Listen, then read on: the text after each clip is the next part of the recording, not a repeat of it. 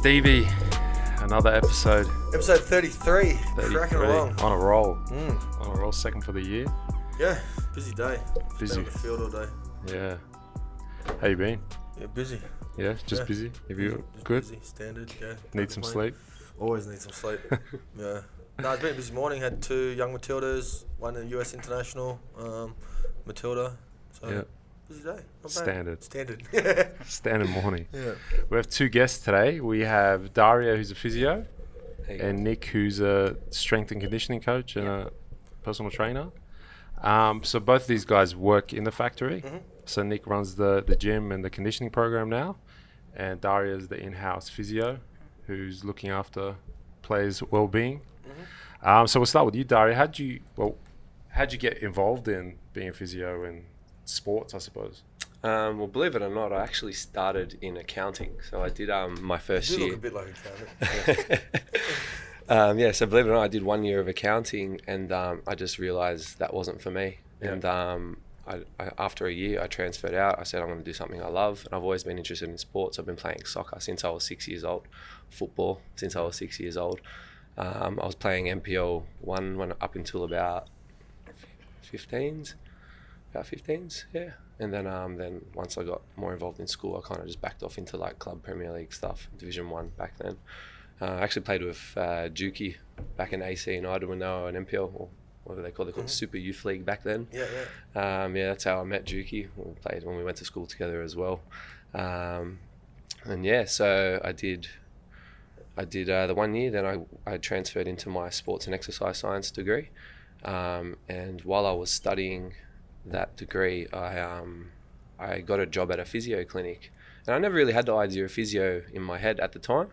And when I got a job there, I actually really enjoyed the idea of physiotherapy. And I was like, wow, this is actually a really cool industry. Yeah. And as a result, I just put my head down and just studied as hard as I could and got really good marks to get into physiotherapy.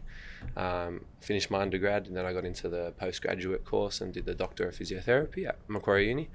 And then I never looked back since then. And then I've just always had the interest in sports, and then I've just grown from there. So I've been in the industry for about 7 years now. Yeah. It's my third year out as a physiotherapist now. But I got a job straight away in my first one was in AFL. So sports coverage, like sports trainer job. I was working in AFL, working with women's AFL and men's AFL at Pick and Oval, the Magpies over there. And did 3 seasons there, and then the injuries. The first injury of my first day, I had a dislocated shoulder, and I had no idea what to do. To pop that back in? Technically, as a physio, I was a sports trainer back then, so I wasn't allowed to. I wasn't actually allowed to touch her, and she's like, put it back in. She's screaming at me, and I'm like, I'm sorry, I can't do it. I called the ambos. I gave advice on what to do, and it actually ended up going back in. You get them lying on the bed and you get them to rock and put it back in. That same day, I actually got a dislocated finger that popped her finger came out, and I'm like, mate, is this what it's all about? I'm there freaking out already. I'm out, you know. And then she was there screaming, going, pop it back in, and I was like, you know what, I probably could do this one, and I was already taught on how to do it. Yeah. So I had to help her out there and got her back in, and then I was just like, mate, this industry is phenomenal. And from there I just grew and grew. And I've always loved football, and I've been in it for my whole life. And I got a job with Melita in the NPL 1, and was working with them, did a season with them.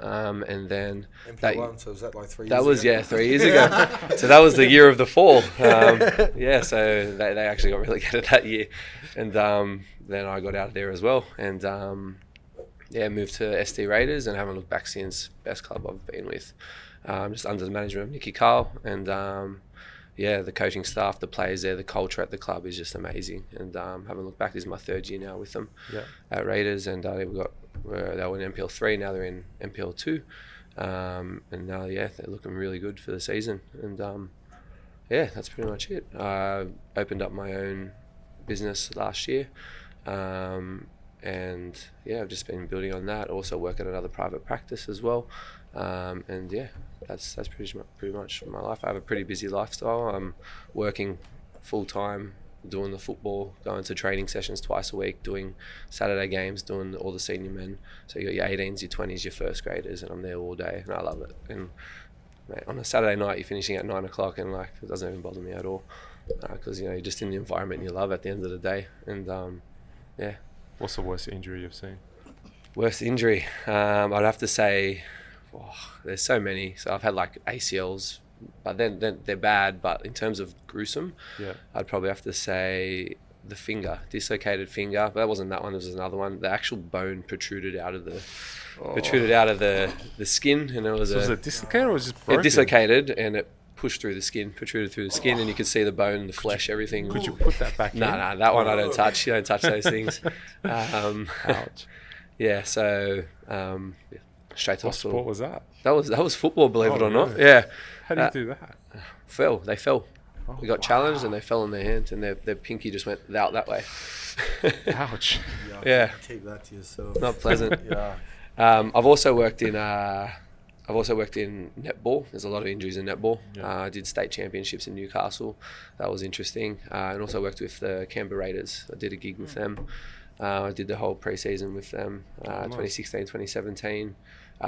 Volunteered, but it was great. I did it for the experience. It was fantastic, and really good to see what it's like to work with elite sport and elite athletes and how managed they are. And it's not just you're a physio. You've got your S&C, you've got your power coaches, you've got your wrestling coaches, you've got technical coaches. Everything. It's a big multimodal industry working with them, and they are looked after to the T. The management of those players are just amazing, and you see what they go through.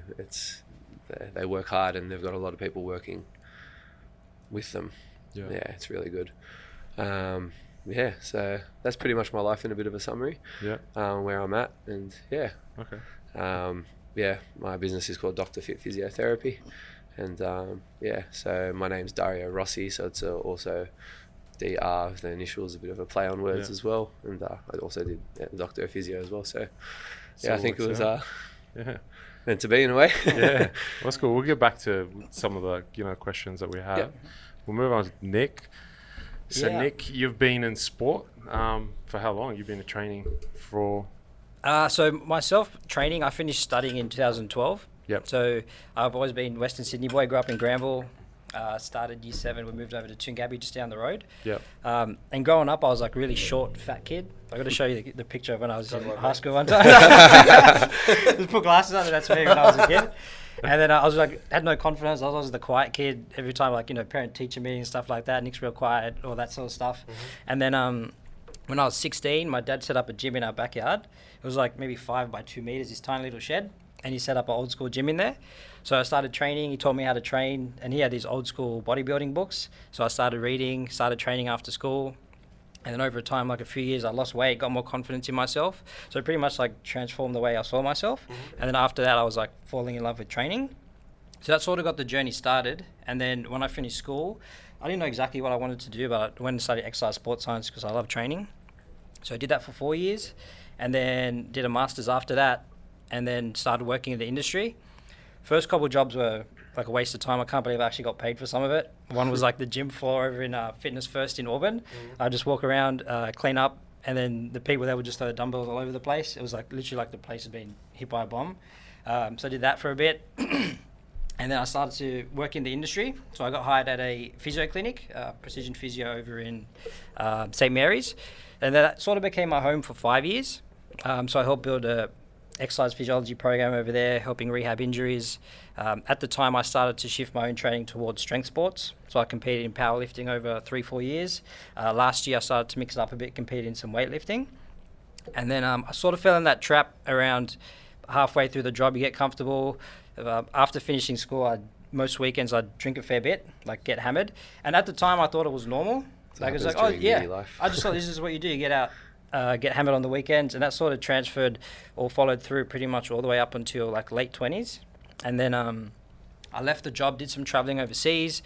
I was overseas for 2 months over in Europe and America, learning about training. And the goal was after I come back, focus on my own business. Came back, I still had some of those old bad habits left. And then I hit like a bad spot end of 2018. And I was like, what the hell am I doing? So I cut drinking out. I didn't drink for 10 months last year. and like literally just transformed my whole identity. And then like feeling the power of self-development through physical training and building yourself. I want to pass that on to as many people as I can. So bigger than the strength and conditioning, bigger than the physical growth, but let's actually create some like healthy, high-performing humans. Yeah, awesome. Yeah. So you got a really kind of diverse background. Yeah. Yeah, so for many years it was mainly strength sports, and then last year I went heavy with, I don't know if you've heard of Real Movement Project or Keegan Smith. Yeah. If you saw Sonny Bill's camp just before he went overseas, I don't know if you saw that in the news, his training camp. So Keegan Smith leads that and the Real Movement Project. So I got heavy into personal development with them last year, and like been using and implementing some of their systems, and that's just been like really versatile, not just personal development, but actually becoming a high-level coach as well. Yeah, so you're working with regular people and athletes. Yeah, so at the moment it's combination. There are some athletes, not too many. There's like a lot of recreational athletes and general pop.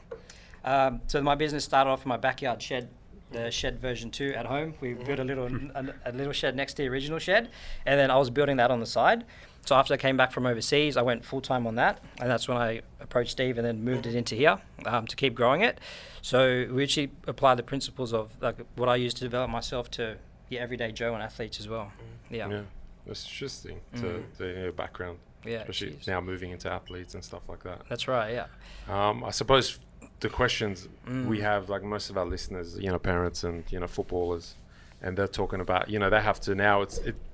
I suppose the thinking has shifted from just training football and passing and shooting, is to looking after yourself, building that strength, because it's becoming more and more important to injury prevention and just your overall health.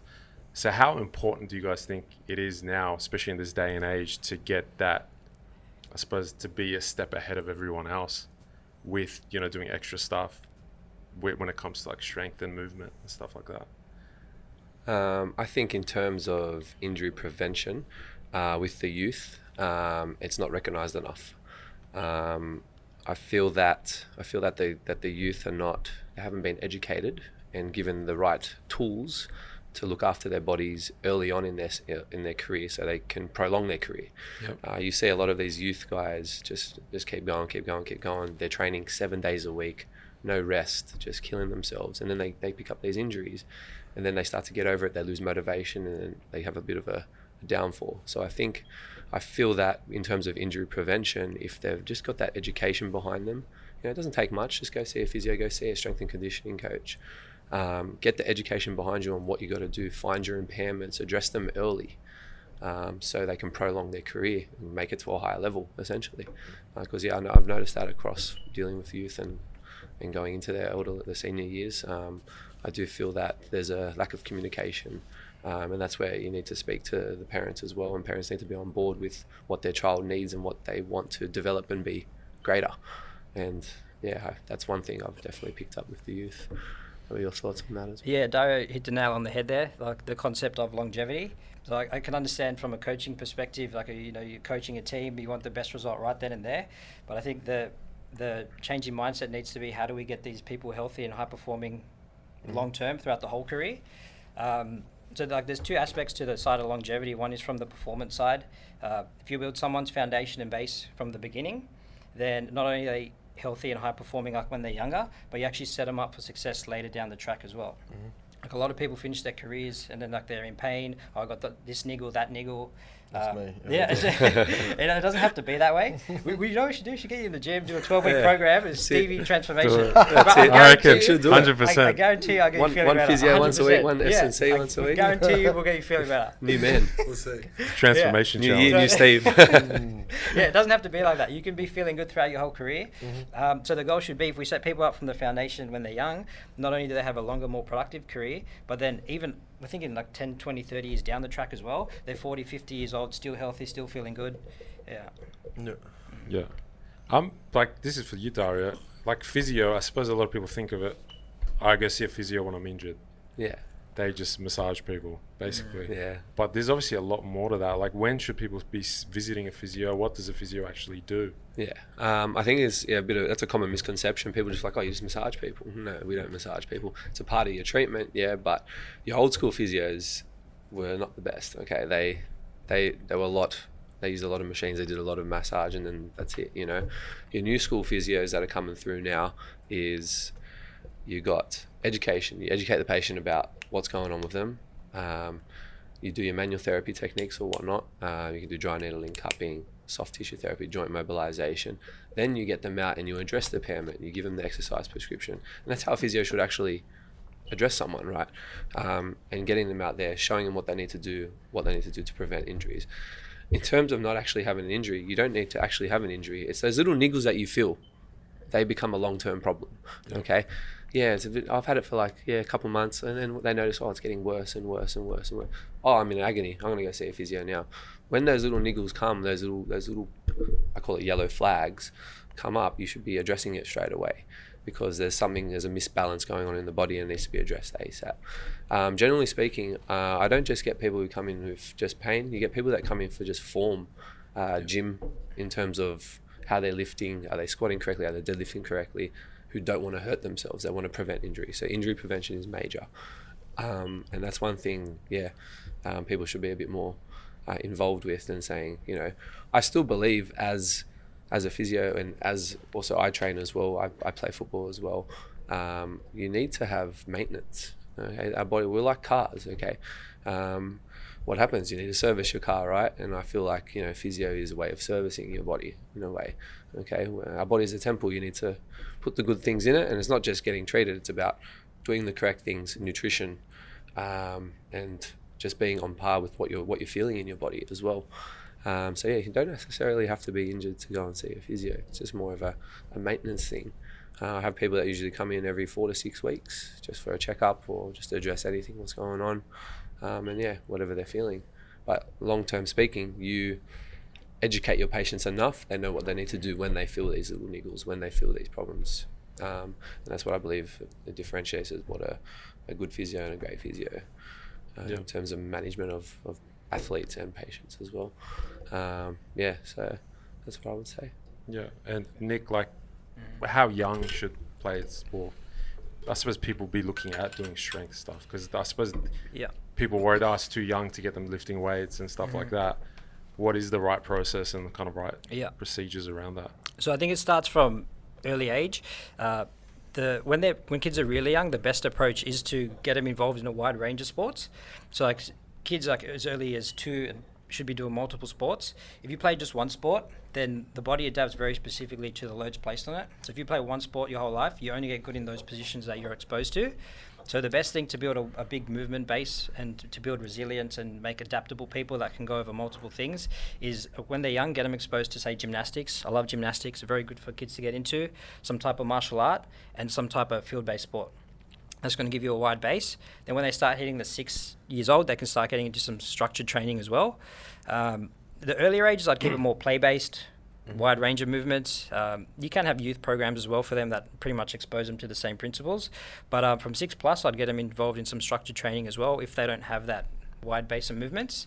And you commonly hear people, they shouldn't be lifting weights, they're very young. But if you think about kids at a playground jumping off monkey bars or stuff like that, running, changing directions, you got anywhere from 2 to 3 times your body weight going through your body. You're not going to replicate that in the gym with a 4, 5, 6 year old. You're not going to get them squatting 2 times body weight. It's very hard to replicate that in the gym, so it is fairly safe as long as it's progressed appropriately, and that's the main thing. So what's structured training you're saying after 6? Yeah, so structured training would be stuff in say the gym environment. Like sets and reps, more structured programming. But again, a good program is going to have that sort of base of lifting, gymnastics with some play-based stuff as well, no matter how old you get. The same principles apply from youth all the way up to old people as well. You want some play work to get creative and put movements together, but then also some loading in pretty much all planes and directions as well. What's the common mistakes and that parents or kids make in not doing the right things? Yeah, I'd say sort of what I touched on before, only playing one sport, or I don't like it when programs, if I say for football, we'll put you on a football specific program. Part of the program has to be based around the positions and energy systems that are used in the program, but I think the thing that's missed the most is building a wide range of movements. So let's say you play soccer and you only play soccer. If this is the potential all movement that's possible, you're only using a little bit of that with soccer. So what happens is all these movements out here that aren't used, they're the positions that if you get exposed in and you haven't loaded it before, chance of injury risk, or they're the positions that you're not adaptable in. So let's say you got a kid who played soccer, they change their mind down the track, they want to play basketball, and then because they've played soccer all the time, all the positions that haven't been loaded for basketball, they're at a chance of injury. Like, oh yeah, I went and played basketball, got a little bit of niggle in my knee, I just got unlucky. It's not unlucky, you just haven't prepared the body. So that process starts from early age. I suppose, but then you got the other people that think, if they do lots of sports, they're wearing out their joints, muscles, and their careers are going to be shortened because they've pretty much screwed themselves up. Yeah, right. That's going to come down to, I think Dario touched on it before, like training load management. You have to listen to your body. If you're starting to get diggles, you get it addressed ASAP. It's either something to do with like the way you're moving or training, or your training load isn't matched to your recovery. One thing I noticed with the youth, or like you're going into your adolescence, going up, I noticed that they are training though. Like I said, they're training 7 days a week. There's no rest with these people, and they're doing a wide range of things. Like they're playing football, they're doing athletics, then they're doing like their rep football, then they've got school football as well. And then it's just overloading the body so much, and it can lead to injury. All right, and I do believe that they need to incorporate a bit of rest with this, and educating the parents, because the parents just want to, they want them to do as much as they can because they're young and they can do it. And I don't deny that they can't do it, but they need to kind of, just because they're young, they're still going to get loaded. These bodies are still going to get loaded, and there's still risk of injury. Just the tolerance is a lot higher for a younger person to get injured. Definitely. Well, that was the other question, was like, being young, are they at more risk or less risk of getting I think injured? they have a higher tolerance. Higher tolerance of load management. Definitely, they can do a lot more. But if they're doing too much, then you got to listen to the body as well. And and I think that's where the parents' role comes in. Definitely, to say, okay, they've done X amount of load. Okay, we need to kind of deload them a little bit more. Okay, they've done this, and this. And then just find that happy medium. I don't deny people can't train 7 days a week, but it's just about what you do in those days.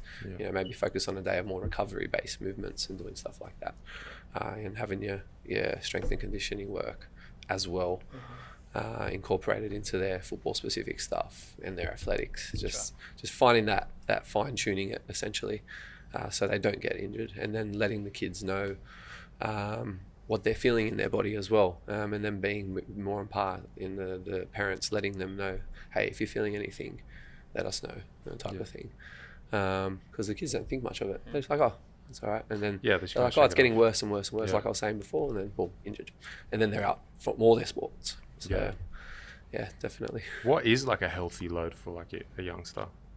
I would say, like, I think 6 days.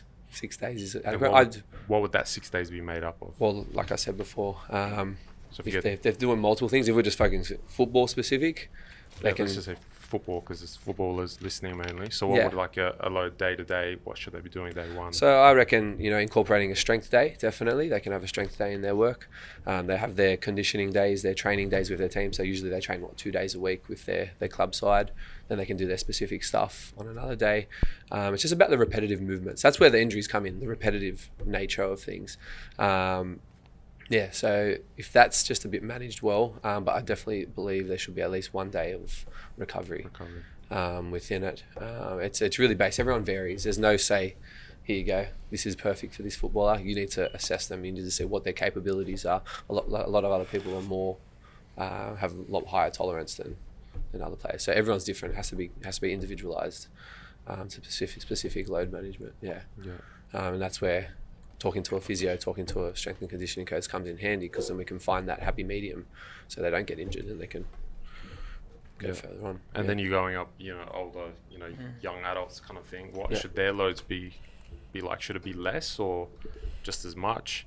Yeah, it's a very broad question. It's going to depend on what your life was like growing up. Someone who's gone through a structured program is going to be able to take more load than someone else. Someone who's played video games for like 10 years and then tries to get into training is not going to be able to take as much. So the loads have to be added based on previous activity levels. And the easiest way to know if load management is correct is you listen to the person and ask the right questions based on how they're feeling. If you're tired all the time, I know sometimes it gets worn as a badge of honor. Yeah, I've been busting my ass, I'm tired all the time, waking up feeling like crap. That's not normal. It means you're not recovering. So ask how they're feeling, how the body's feeling, and then once you get to know people and know what they're like, you can see changes in like personality, mood as well. If you've got someone who's bubbly all the time and they come in, they look like crap, so what's going on here? Let's see what's happening. So you got to know who you're working with, ask the right questions, and like actually see how the body's feeling as well. Yeah. And how important is like nutrition and all that? So just as important. Huge, yeah. Massive. Yeah. Sleep and nutrition, big things incorporated. If you're not eating right, you're not sleeping right, you're not recovering right. Simple as that. I definitely believe they play a big role. So, but going on the eating right, because I suppose there's a lot of people say, oh, you're eating too much sugar or eating too much carbs. Like, what is eating right? Is it eating healthy foods, or is it maintaining your calories for the day? What is it? Because there's people that calorie count and they'll just eat whatever crap until they hit their threshold, and then they stop and like, oh no, I'm eating healthy. But your diet consists of 2 Big Macs, but you cut out when you hit your 2,500 calories. Well, I think that's where also a multimodal approach comes in. You get yourself a nutritionist, you get yourself a dietitian who actually knows find their macros, find what they need, essentially, and getting adequate protein, adequate carbs, adequate fats, and have a bit of a more balanced diet, and be educated that having not so much processed foods and junk food, and having more a lot more organic based stuff, essentially. We have basic knowledge on all that stuff, definitely. We can educate people in that way, but I think seeing a nutritionist and a dietitian will get you your results you want. But we generally can give most information in that aspect, in terms of what to not eat and what to eat. I touch on that in the sports and exercise degrees. Definitely. So because you're burning a lot of energy, so you need to kind of replenish your body. Definitely. Good rule I like to follow is eat what you want to be made of. If you don't want to be made of like, what's those lollies called, those red and green lollies, snakes and stuff like that, don't eat that stuff. Like your red meats, and meats are going to be good for getting all your connective tissue for strong joints and ligaments in. Make sure you're getting enough protein, and then you fill in like quality carbs and fats around that. And greens. And greens. So it's January now, it's the start of the season. I'm a parent, I've got a kid, I want them to have the best season there. What's my next steps? What should I be looking to do? I would start with pre-screen on their kid. Definitely go through all their lower limb, upper limb, find any impairments, what could possibly become an injury long term. So pre-screening, we're really good as physios. We can pick up any type of injuries that are going on. I just finished all the pre-screening with the boys at Raiders, and I found whatever impairments, and then we give a exercise program in relation to what their impairment is. So it's all individualized and specific. This is what you need to work on throughout your season, and you'll be pretty good. So physios give those programs? Yes. So we do pre-screening for that, and then we give them a program adjustingly. And then if they want to build on strength conditioning base, that's when we go, okay. So I think liaising with the strength and conditioning coach is quite another topic to talk about, is us liaising together and being on the same path. So sometimes you'll get, if you haven't got the right communication skills and you're not on the same ball with an athlete, you can have a bit of a miscommunication there. And like, oh no, I said he can't do that, and you said he can do that, type of thing. So if everyone communicates together, working well with the strength and conditioning and a physio, it makes it so much easier for an athlete's progression, because they know what they need to work on, they know what their impairments are, and it makes our job so much easier as well. So I would get them through a pre-screen, find the impairments, give the exercise accordingly, and then they can build on their strength through S&C stuff, and then they can work on their technical abilities or whatever their impairments are as a footballer, and then go from there. And then I would also recommend going to see a dietitian or a nutritionist if they really want to really advance this. Go see what their impairments are as well in terms of nutrition, and address that accordingly, and work through that throughout your season. Anything else you would add to that? No, that's good. Just to build on what Dario was saying. So then after you've had your pre-screening with the physio, we're starting some performance testing sessions here. So we're going to start them on this coming Monday, 4:30. So you'll come and we're going to go through a battery of performance testing. We'll see your hop testing, compare left leg versus right leg, see where your power and speed's at. And then we're also going to do some mobility tests as well. And then from there, we can go into our foundations program. So especially for youth, the program doesn't have to be rocket science and all complicated stuff. It's just really nail out the foundations, basic movements, start building the muscles, connective tissues, joints, everything as one, build it in balance, and then go from there. And is it this? with the strength and conditioning stuff, is there something they have to work through the whole season with? Yes, I'd highly recommend you go through the whole season. There are going to be periods like when, say, training and games is a bit tougher, then you back off a little bit, but that's going to take communication of where you are in the season. Periods where it's a bit lighter, you can push a bit harder. Periods where you're a bit more intense, then you back off the volume a bit and just manage the load, as Dario was saying. The risk of if you stop the strength training and strength and conditioning is that you start to detrain a little bit. If you're playing and you're highly competitive and you're going to be in your best shape at the end of the year, you have to keep working throughout the season in a smart way. Otherwise, you finish your preseason and in your best shape, and then you start to detrain physically, and you actually end up in your worst shape end of the year when it matters most. So you have to be smart and work through the whole season. Yeah, that sounds good. Another thing I've also realised with working in the MPL as well, these guys have full-time jobs as well. Okay, and that's a big thing because they don't sleep as much. Most of them do a lot of labour-based work, so they'll get smashed throughout the day, and then they get smashed at training as well. And then the coaches go, why can't you perform? What's going on? So that's also something to consider as well as an athlete as well. Playing in the MPL as well. That's one thing I definitely picked up that can also adjust accordingly. So you might have to take that into consideration. Why they're not performing, why they're getting injured as well, why they're getting these overuse injuries, why they're getting little niggles. Then you ask them, how's your mood? What'd you do at work? How much load were you doing at work? And then that also you got to take into consideration as well, and you got to work accordingly. That's also a major thing. So they got to try, and if they really want to try and work hard through that, they also trying to do gym training on top of their training days, football training days, as well as working full time and trying to get as much sleep as they can. So it's a full-time job to look after your body, to be honest. It's not easy, definitely. Yeah. All right. What would your advice be for young footballers, like moving forward, and for parents looking after their kids, like if they want to be athletes? Listen to your body, definitely. If you feel something, address it. Don't just ignore little things. And just have a nice graded program throughout your season. Be with good clinicians, be with good mentors, and if you're feeling things, get it addressed. Don't just ignore your body. You need to be in touch with your body. And I know definitely as a youth they don't really understand it as much, but if you start to educate them and let them know what to feel, I think definitely that's the biggest advice I'd give. Yeah, Nick. Yeah, I think it would be expose yourself to a wide range of stimulus as well, like play your soccer, but then also come in for the strength and conditioning program where we prepare you for soccer, but also give you that wide movement and skill base as well. Yeah. So not only good at soccer, but you're more resilient and adaptable to other tasks as well. You're feeling better. That's right. Yeah. All right, cool. Steve, anything you want to add to it? No, I think it's pretty much covered. Yeah, it's pretty good. Thanks guys for coming on. The boys are here in the factory. Nick's here nearly every day. Yeah. Dario's here how many days a week? Wednesdays and Saturdays. Yeah. At the moment. So you can book in, get a pre-screening by Dario, and see Nick and see how you can improve your movement for the season and get strong. That's it. And we'll try and talk Stephen to go on a 12-week transformation project. He wants to be a bodybuilder. All right. Thanks, guys.